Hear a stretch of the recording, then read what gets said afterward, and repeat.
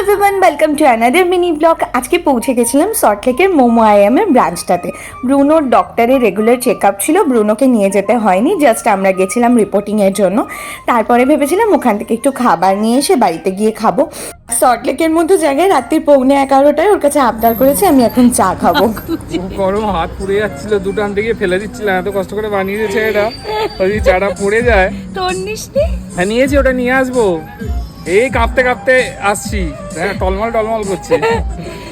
বেচারা গরম কিন্তু কোথায় হচ্ছি, বাবা উভি দিয়েছি আমি এখানে, তুমি ধরছো আরেক হাতে। অনেকটা ভরেও দিয়ে বেচারা আমার বর। তখন বাজে 11:10। সল্টলেক কীরকম খালি হয়ে যায় তোমরা সবাই জানো, তবে এই চায়ে চুমুক দিয়ে যা শান্তি, এই শান্তির ভাগ হবে না, বিশ্বাস করো। আর দোকানের লোকটিও ভালো ছিল ভীষণ। দোকান বন্ধ করার আগে জাস্ট আমাদের বানিয়ে দিয়েছে এই আমাদের রাতের খাবার। আজকের মতো এইটুকু, দেখা হচ্ছে নেক্সট।